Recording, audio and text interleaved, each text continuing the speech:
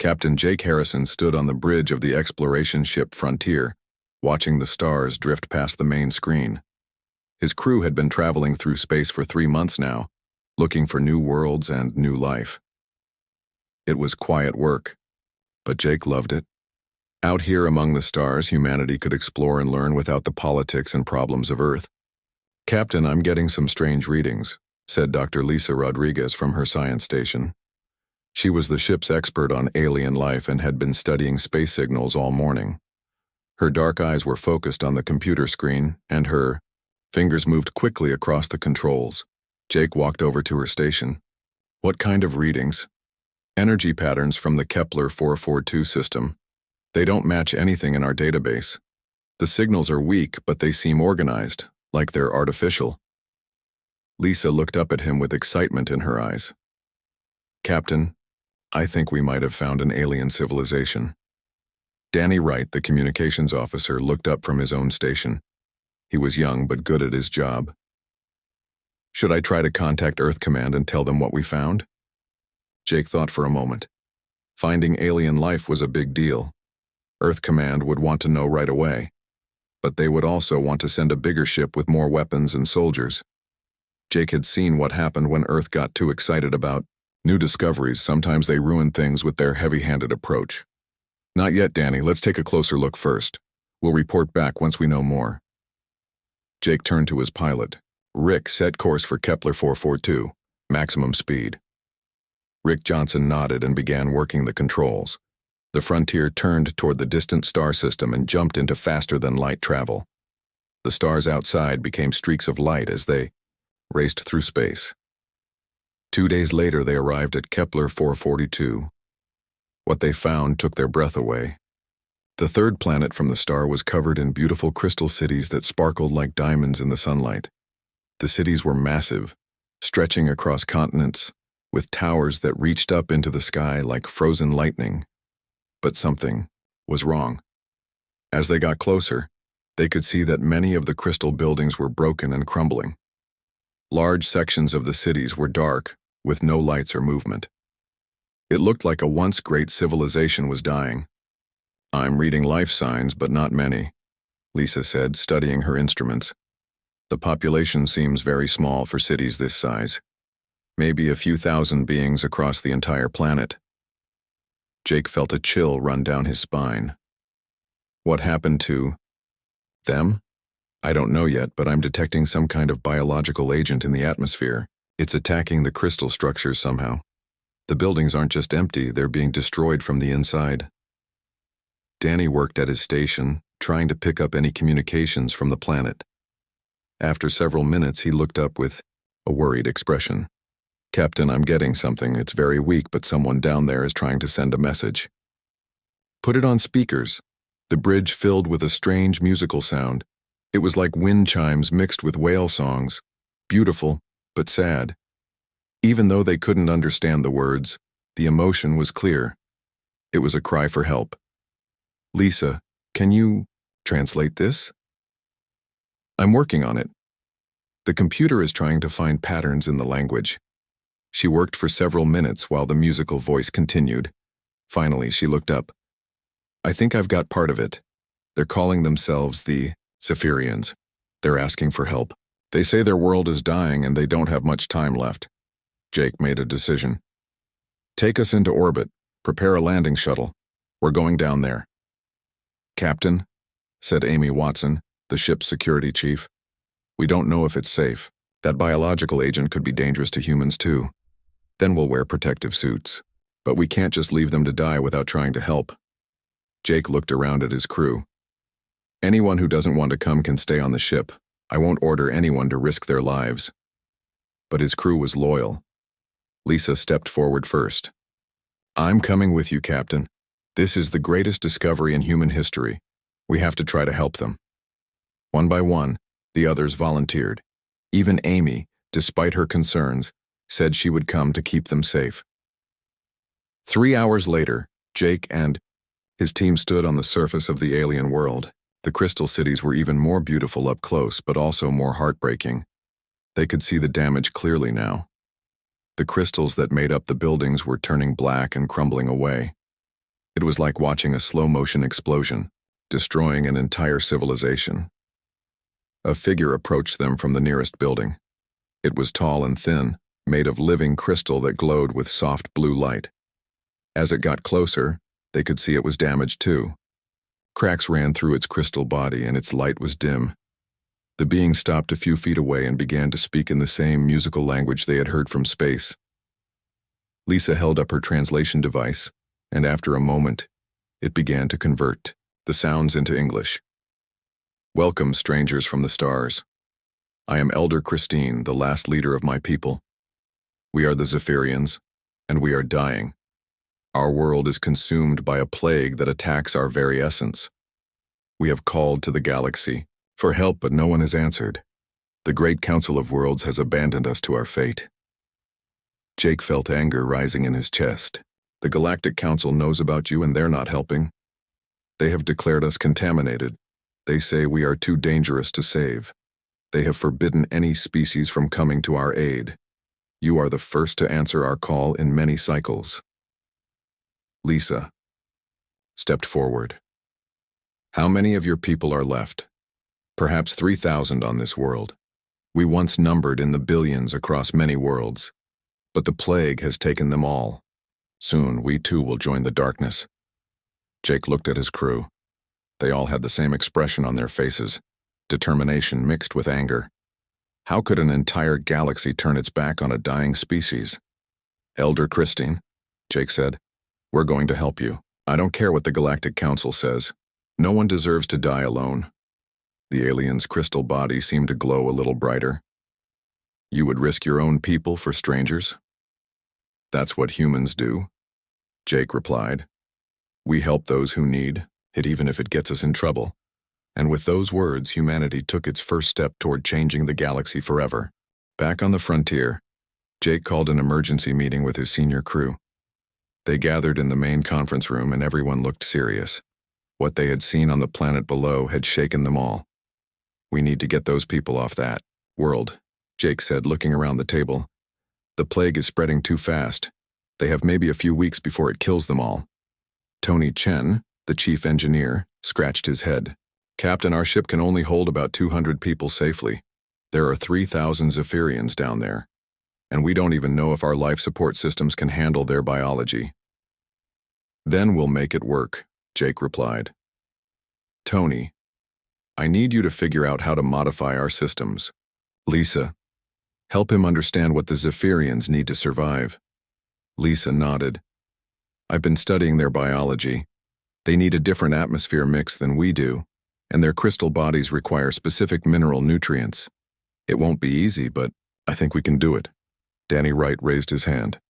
"Captain, I've been monitoring communications from Earth Command. They're expecting our regular report in 2 days. What do I tell them?" "The truth. We found survivors of a dying civilization and we're helping them." Amy Watson leaned forward. "Sir, Earth Command specifically told us to follow Galactic Council protocols for first contact. If the Council has quarantined this species, we could be in serious trouble." Jake stood up and walked to the window that showed the crystal planet below. "Amy, look at that world. Those people are dying, and the galaxy has decided to let it happen. I won't abandon them just because some council says we should." "But Captain," Amy continued, "if we disobey orders, they could court-martial you. They could end your career. Then that's a price I'm willing to pay." Jake turned back to his crew. "I won't order any of you to help. If anyone wants to report this to Earth Command right now, I won't stop you. But I'm going to save as many Zephyrians as I can." The room was quiet for a long moment. Then Tony spoke up. "I'm with you, Captain. Let me see what I can do about those life support modifications." One by one, the rest of the crew agreed. Even Amy, though she still looked worried, said she would help organize the evacuation. Over the next few days, the crew worked harder than they ever had before. Tony and his engineering team worked around the clock to modify the ship's systems. They converted cargo bays into living spaces and installed special air filters to create the atmosphere the Zephyrians needed. Lisa spent hours with Elder Christine, learning about Zephyrian biology and culture. She discovered that the crystal beings were peaceful by nature and had never developed weapons or fought wars. They lived in harmony with their environment and had created some of the most beautiful art in the galaxy. That's probably why someone targeted them, Lisa told Jake during one of their planning sessions. They can't fight back. Meanwhile, Rick Johnson flew shuttle missions to the planet's surface, bringing small groups of Zephyrians up to the ship. The crystal beings were weak from the plague, but they were grateful beyond words. Many of them wept tears of pure light when they realized humans were risking everything to save them.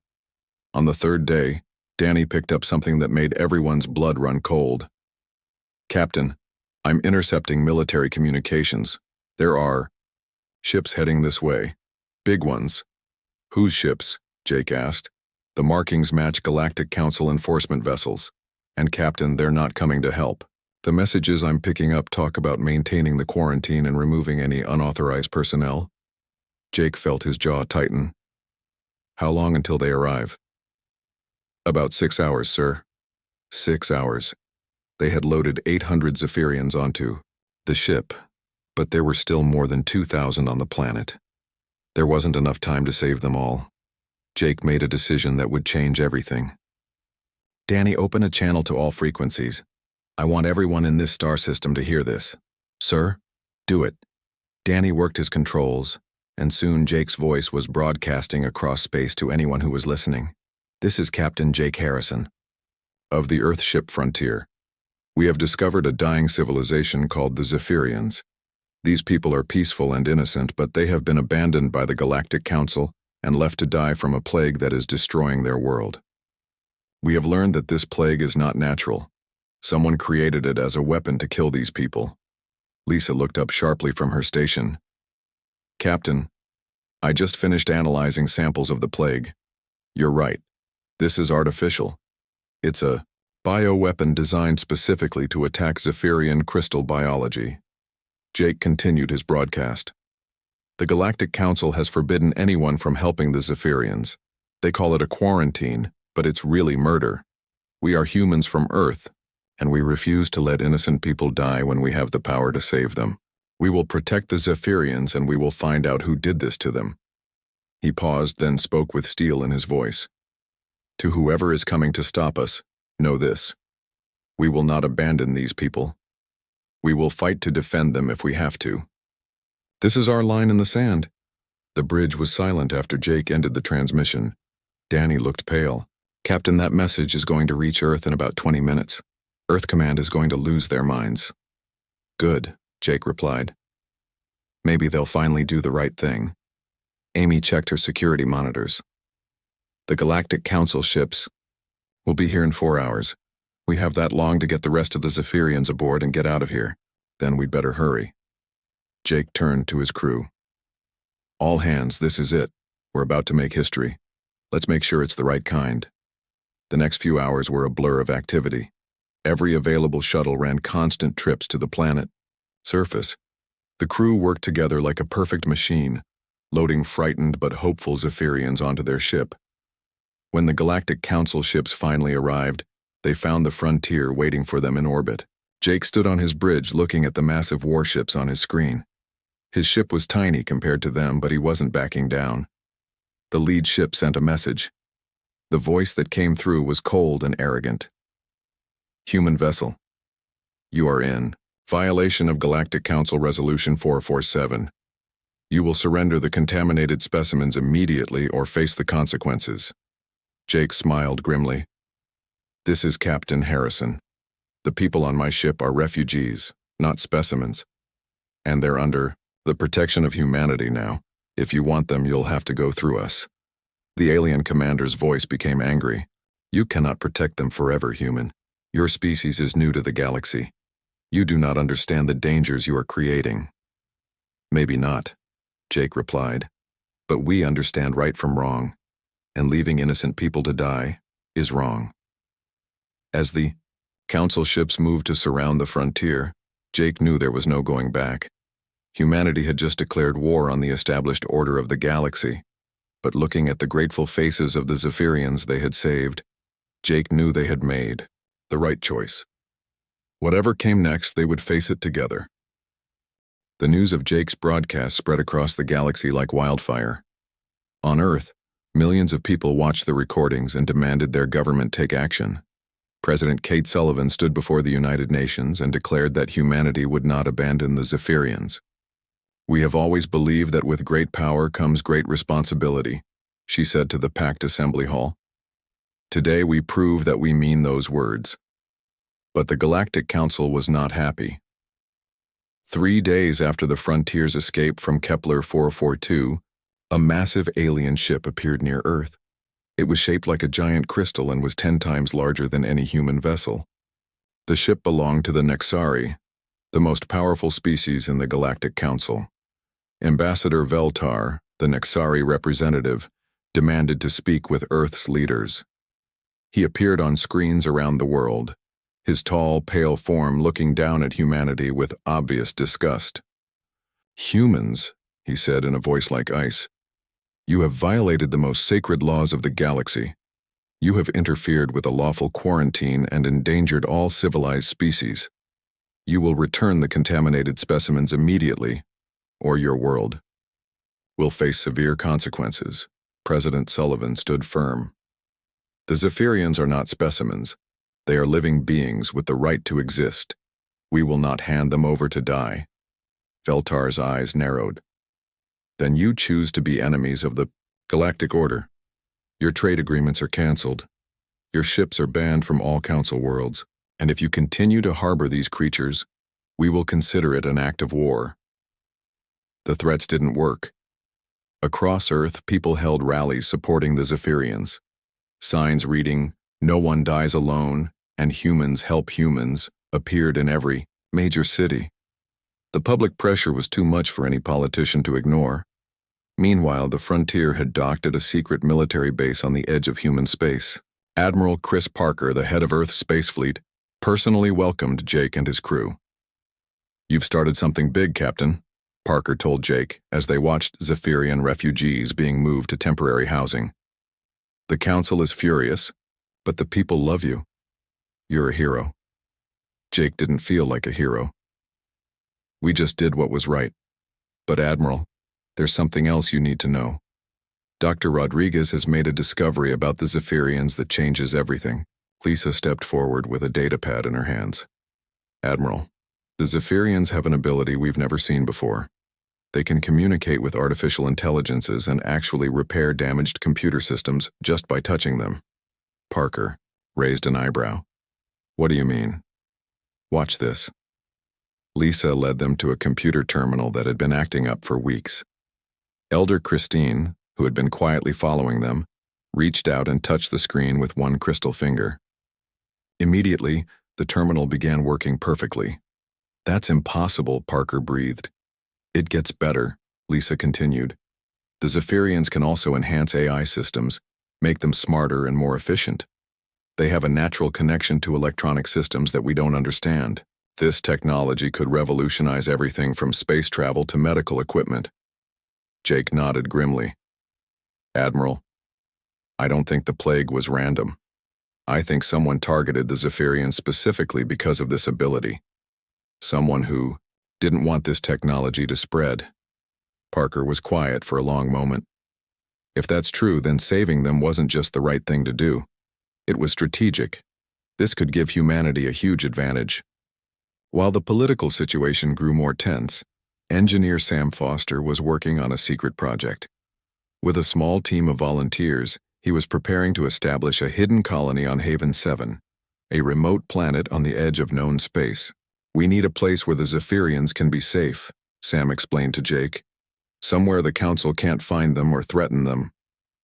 The colony ship left Earth quietly, carrying 500 Zephyrians and 1,000 human volunteers. They would build a new world together, far from the politics and hatred of the Galactic Center. But the hegemony, the military alliance that had created the bioweapon, was not going to give up easily. Their leader, General Kexvar, was a brutal warrior from a species that believed only the strong deserved to survive. "The humans have become too bold," he told his war council. "They must be taught their place before they inspire others to defy us." The hegemony began attacking human outposts along the frontier. They hit supply ships and small colonies, always claiming the humans were carrying galactic contaminants. The attacks were meant to terrorize humanity into surrendering the Zephyrians. But the attacks had the opposite effect. When the hegemony attacked a human mining station, the human defenders were joined by 3 Zephyrians who had been living there. The crystal beings used their abilities to disrupt the enemy's weapons and computers, turning the tide of battle. The victory was broadcast across human space. For the first time, people saw what humans and Zephyrians could accomplish together. The partnership was more than just moral support. It was a military advantage. Admiral Parker called Jake to his office after the battle. "Captain, I'm promoting you to Admiral. I want you to command a new fleet designed to protect the Zephyrians and any other species the Council abandons." Jake accepted the promotion, but he had conditions. "I want the Zephyrians to be full partners, not just protected refugees. They deserve a voice in their own defense," Parker agreed. Soon, mixed human Zephyrian crews were serving on ships throughout the fleet. The crystal beings' abilities made the ships faster, smarter, and more effective than anything the galaxy had seen before. Other species began to take notice. The Altani, a race of peaceful traders, secretly contacted Earth asking for help. Their homeworld was dying from an ancient plague, and the Council had refused to provide aid because the Altani couldn't pay the required tribute. When a human medical ship arrived with Zephyrian healers, the impossible happened. The crystal beings were able to cure the plague that had been killing Altani for generations. The grateful Altani immediately offered to join the growing alliance against the Council. Even some Council species began to question their leaders. The Corvin, a proud warrior race, watched human courage with respect. They had always believed that strength meant protecting the weak, not abandoning them. In a secret meeting on a neutral world, Corvin General Theclon met with Jake. "Your species fights with honor," the alien warrior said.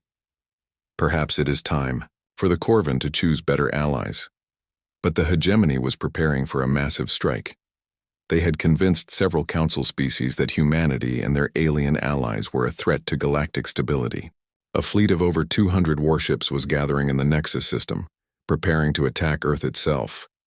Jake stood on the bridge of his new flagship, the Defiance, and watched the stars. He knew a great battle was coming. The galaxy was choosing sides, and not everyone would survive what came next. Elder Christine joined him at the observation window. "Admiral Jake, my people have a saying. The crystal that stands alone will shatter, but crystals that stand together become unbreakable. You have taught us this truth." Jake smiled. "And you've taught us that sometimes the greatest strength comes from those who seem the weakest." The war for the galaxy's soul was about to begin. The war began with a tragedy that shocked the galaxy. A civilian transport ship called the Hope's Light was carrying Zephyrian refugees to the Haven 7 colony when hegemony warships attacked it without warning. The ship was destroyed, killing 300 innocent beings. Admiral Jake Harrison received the news while he was meeting with his fleet commanders. The message came through the communication system, and the bridge fell silent as they listened to the final transmission from the Hope's Light. "This is Captain Moore of the Hope's Light. We are under attack by hegemony forces. We have no weapons, only refugees. Please tell their families that..." The transmission cut to static. Jake's hands clenched into fists. The hegemony had crossed a line. They had murdered innocent people just to send a message. Now there would be no peace talks, no negotiations. This was war. "All ships, this is Admiral Harrison," Jake broadcast to his fleet. "The hegemony has declared war on innocent life itself. We will make them pay for what they've done. Prepare for battle."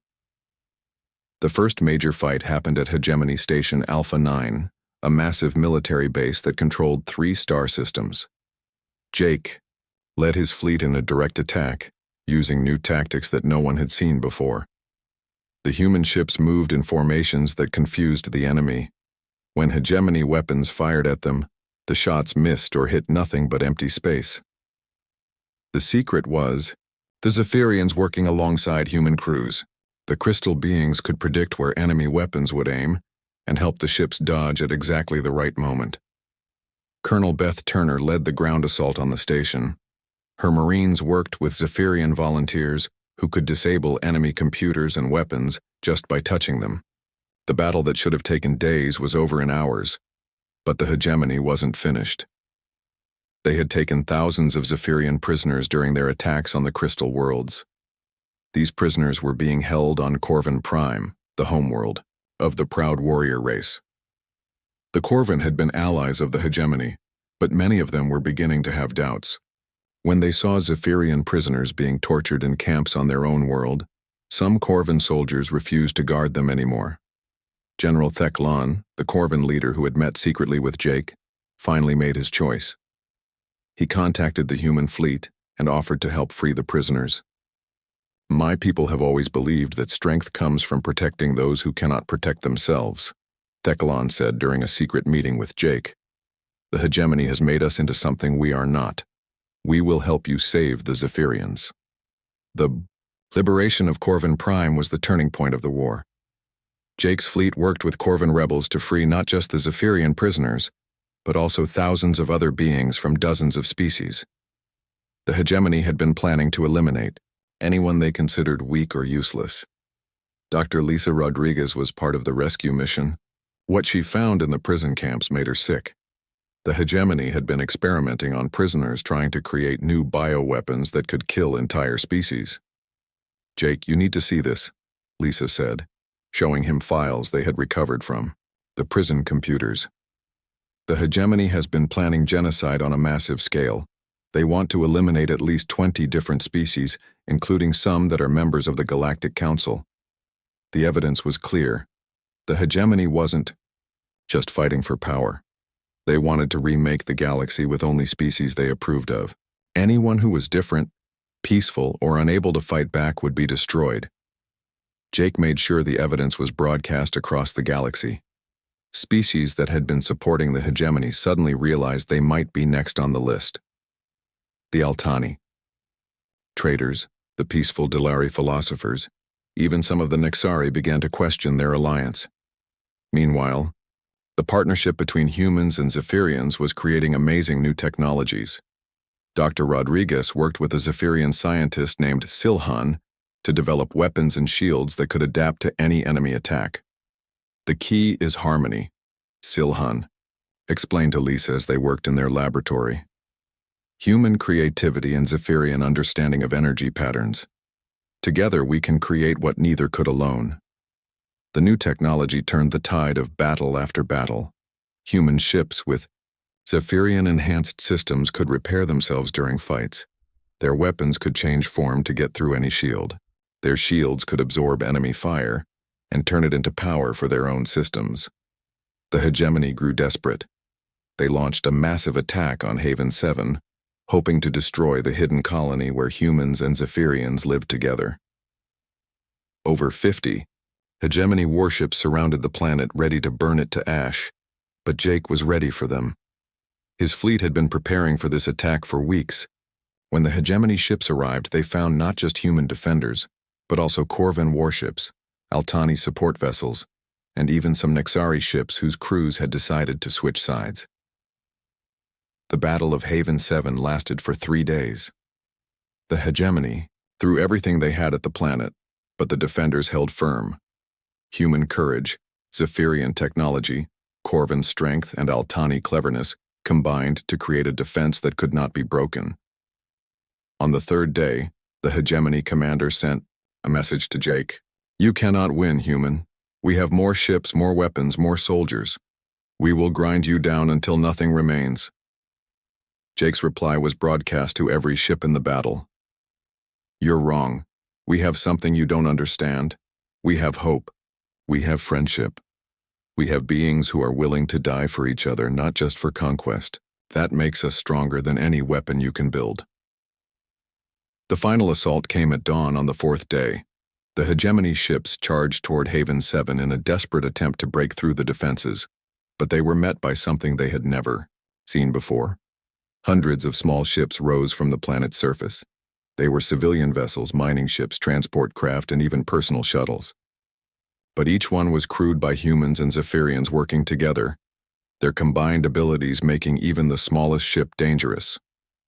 The civilian fleet crashed into the hegemony formation like a wave against rocks. The professional military ships found themselves surrounded by farmers, miners, teachers, and shopkeepers who refused to let their new home be destroyed. The hegemony broke. Some ships fled, others surrendered, and a few fought to the end. But their power was finished. Across the galaxy, species that had been oppressed by the hegemony rose up in rebellion. The war was over, but Jake knew the real work was just beginning. The galaxy needed to be rebuilt, and this time it would be built on justice instead of fear. Standing on the bridge of the Defiance, watching the last hegemony ships retreat, Jake felt a hand on his shoulder. Elder Christine stood beside him, her crystal form glowing with peaceful light. "Thank you, Admiral Jake. You have saved not just my people, but the idea that different species can live together in peace." Jake smiled. "We all saved each other, Elder Christine. That's what friends do." 6 months after the Battle of Haven 7, representatives from across the galaxy gathered on Earth for the most important meeting in galactic history. The old Galactic Council was gone, destroyed by the scandals of the war. The evidence of the hegemony's planned genocide had turned even their closest allies against them. Admiral Jake Harrison stood before the assembled delegates in the United Nations building in New York. Beings from dozens of species filled the Great Hall. There were Corvan warriors, Altani traders, reformed Nexari diplomats, and many others who had fought together in the war. But the most honored guests were the Zephyrians. Elder Christine sat in the front row, her crystal form glowing with health and hope. Around her were other Zephyrian leaders, all of them survivors who had been saved by human courage and now helped to heal a broken galaxy.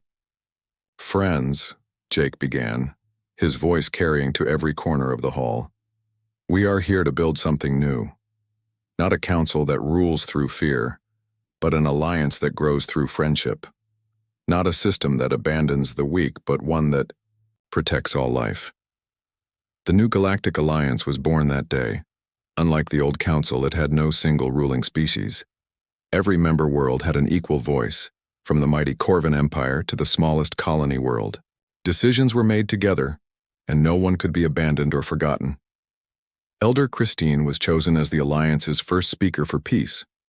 Her people's natural ability to sense emotions and calm conflicts made them perfect diplomats. The Zephyrians, who had once been left to die, now became the voice of compassion for the entire galaxy.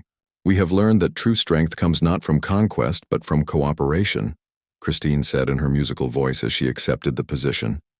"We will make sure that no species ever faces extinction alone again." Dr. Lisa Rodriguez was given a new job too. She became the director of the Interspecies Research Institute, a massive project that brought together the best minds from every Alliance world. The Institute's goal was simple: solve the problems that had plagued the galaxy for thousands of years. The combination of human creativity and Zephyrian wisdom was already producing amazing results. Diseases that had killed millions were being cured. Worlds that had been barren were becoming green and fertile. Technologies that had seemed impossible were becoming everyday tools. "It's incredible what we can accomplish together," Lisa told Jake during one of their meetings at the Institute. "The Zephyrians see patterns in energy and life that we never noticed, and humans see possibilities that they never imagined. Together, we're changing everything." Meanwhile, Danny Wright had become the Alliance's Director of Communications. His job was to make sure that every world, no matter how small or remote, could communicate with the rest of the galaxy. Never again would a species cry for help without being heard. The communications network he built was unlike anything the galaxy had ever seen. It didn't just carry messages between worlds, it carried understanding. The Zephyrian ability to sense emotions was built into the system, helping different species understand each other better than ever before. But the most important work was happening on Haven 7. The hidden colony had grown into a shining example of what the galaxy could become. Humans and Zephyrians lived side by side, their children playing together and learning from each other. Sam Foster, the engineer who had helped establish the colony, was now its governor. He watched human and Zephyrian children working together on a school project and smiled. These young beings didn't see differences between species. They just saw friends. "This is the future," Sam said to his wife as they watched the children. "Not conquest or domination, but partnership and growth." The old hegemony leaders were put on trial for their crimes. The evidence of their planned genocide was overwhelming. Some were imprisoned, others were exiled to remote worlds where they could do no more harm. But Jake insisted that even they be treated with dignity. "We're not like them," he explained to those who wanted harsher punishment. "We don't solve problems by destroying our enemies. We solve them by proving there's a better way." The trials were broadcast across the galaxy, but they weren't about revenge. They were about truth. The galaxy needed to see what hatred and fear could lead to, so it would never happen again. 2 years after the war ended, a special ceremony was held on Haven 7. The Memorial of the Forgotten was unveiled, a massive crystal structure that reached toward the stars. It was created jointly by human engineers and Zephyrian artists, and it honored every species that had been abandoned by the old galactic order. The names of the dead were carved in crystal that glowed with soft light. Billions of beings who had died because the galaxy turned its back on them were finally remembered and honored. At the center of the memorial was a simple message in every language of the Alliance: "Never again alone." Elder Christine spoke at the ceremony, her words carrying across the galaxy through Danny's communication network. "Today we remember those who died in darkness and abandonment, but we also celebrate those who chose to light candles in that darkness. The humans who came to save us taught us that compassion is not weakness. It is the greatest strength in the HFY Universe." Jake stood with his friends and fellow officers watching young humans and Zephyrians place flowers at the memorial. Captain Rick Johnson, now an admiral himself, stood beside him with his mixed human-Zephyrian crew. Colonel Beth Turner was there with her Marines, many of whom had Zephyrian partners. Amy Watson, promoted to general, commanded security forces that protected all Alliance worlds equally. "Do you think we really changed things?" Rick asked Jake. As they watched the ceremony, Jake looked around at the crowd. Humans, Zephyrians, Corvin, Altani, and dozens of other species stood together in peace. Children of different worlds played together without fear. Scientists worked together to heal old wounds and build new wonders. "Look around, Rick. Species that were enemies for centuries are now friends. Worlds that were dying are now thriving. Children who would have grown up in fear are growing up in hope." Jake smiled. "Yeah, I think we changed things." Elder Christine approached them, her crystal form reflecting the light from the memorial. "Admiral Jake, my people have finished their greatest work. We call it the Song of Unity." She touched a crystal panel on the memorial, and suddenly the entire structure began to sing. It was the most beautiful sound any of them had ever heard. The song told the story of the war, but also of the peace that followed. It spoke of loss and hope, of fear and courage, of the day humans chose to guard an alien race abandoned by the galaxy. As the song filled the air, Jake realized that they had done more than just save the Zephyrians. They had saved the idea that different beings could live together in peace. They had proven that compassion was stronger than cruelty, that unity was stronger than division. The galaxy would never be perfect. There would always be problems to solve and conflicts to resolve. But now there was hope. Now there was the Alliance. Now there were species who would stand together against any darkness, and at the center of it all were the humans who had refused to let innocent people die alone, and the Zephyrians who had taught them that even the weakest light can drive away the deepest darkness. The song ended, but its message would echo through the stars forever.